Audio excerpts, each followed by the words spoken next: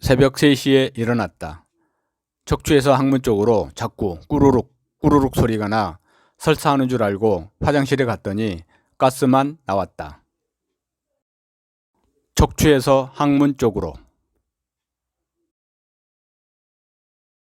이 과정이 있음을 알게 되니 연정원 조식법 수련 시 좌엽에서 등 뒤로 빠지는 것을 극도로 경계하고 삼가하고 있는데 그 이유를 이제야 알 것 같습니다. 문제없다고 계속하시는 학인들도 있을 겁니다. 본인의 선택이니 말릴 수는 없지만 만약 이 영상을 보신다면 다시 한 번 더 진지하게 고민해 보시길 권합니다.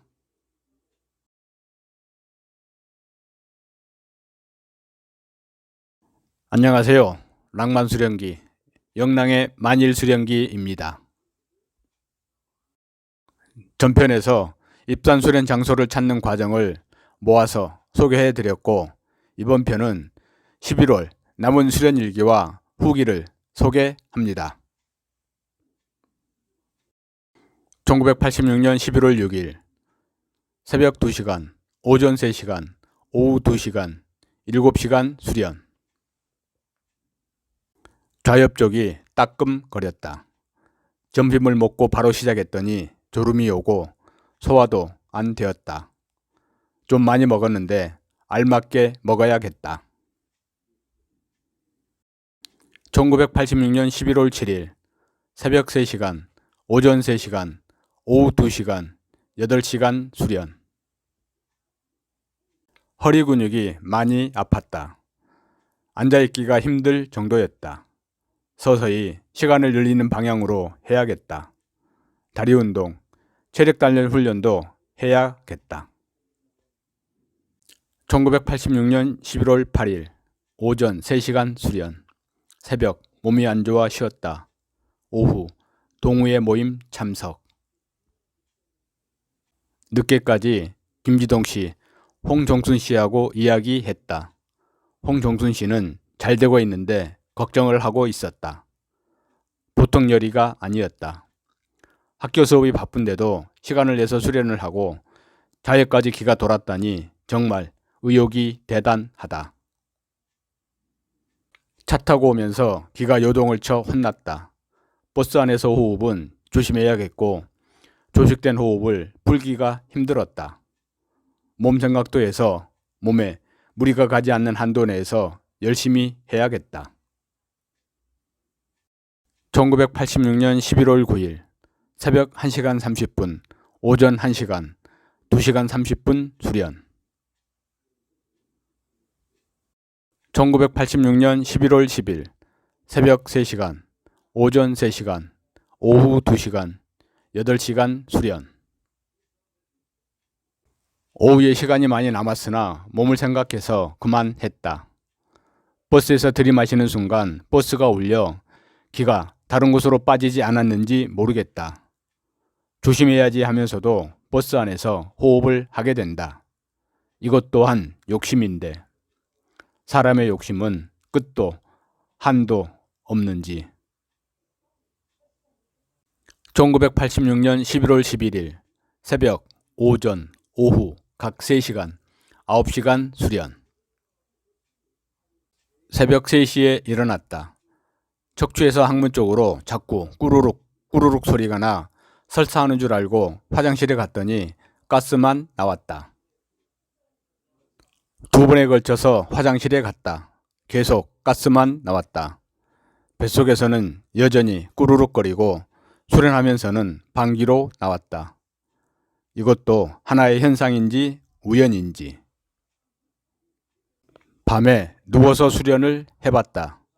좌엽에서 위쪽으로 갈비뼈 바로 밑을 따라 약 5cm 정도가 화끈거리고 불끈불끈 했다. 기가 여기까지 올라온 것인지. 아직 시기적으로 너무 이른데.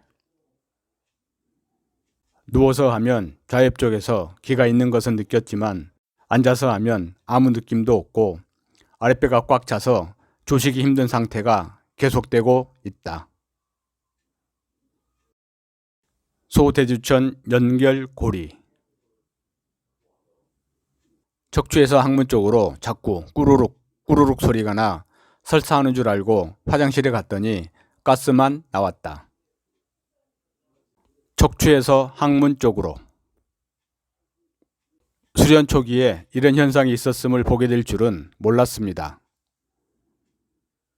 이런 현상은 이로부터 13년 후인 1999년부터 약 1년여에 걸쳐 나타났던 현상과 비슷합니다. 이런 현상은 소주천과 뒤주천을 연결하는 과정에서 주로 나타났습니다.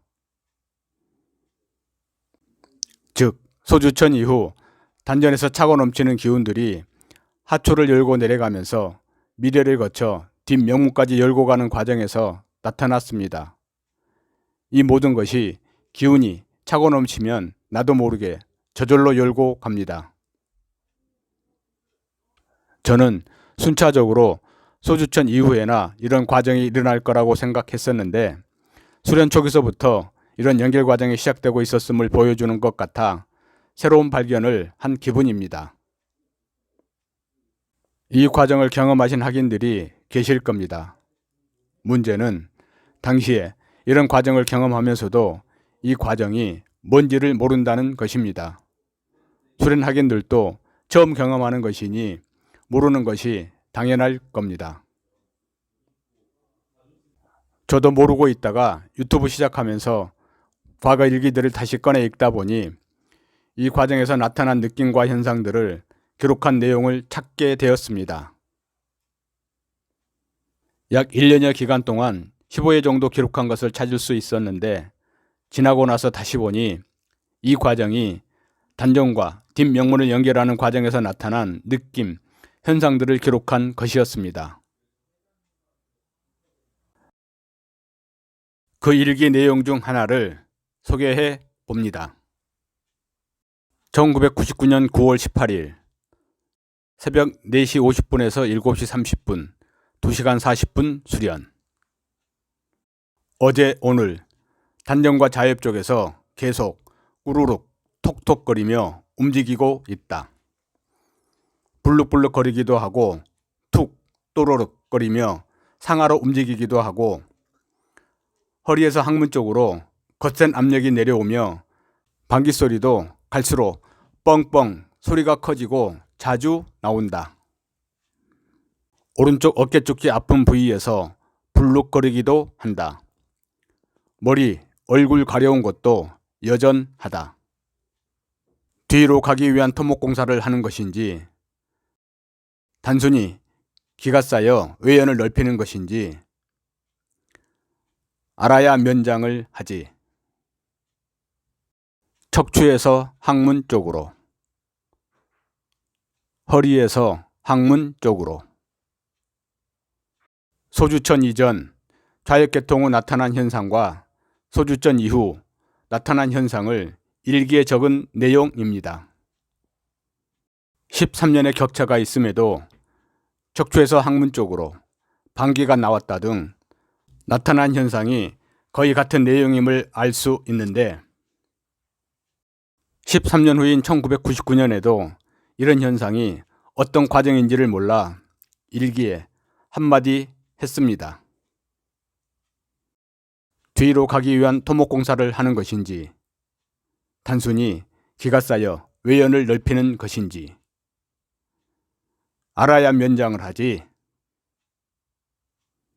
모르고 가면 이렇게 헤매게 되고 그러다 보니 일부 학인들은 이런 현상이 잘못된 줄 알고 의심이 들어 공부를 놓게 되고 시간이 지나면 사실은 공부가 잘 되고 있었음에도 안타깝게도 포기하는 경우도 있었습니다.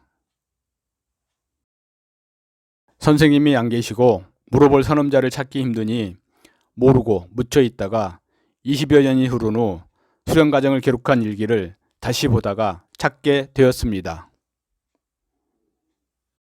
학인 여러분, 수련 일기를 쓰면 당신은 물론 훗날에도 이렇게 공부 과정을 확인하는데 도움이 됩니다. 수련 과정을 남겨서 후학들에게 하나의 이정표를 남겨주시면 값으로 따질 수 없는 큰 선업, 덕업이 될 것입니다. 좌회부로 빠지면 망한다.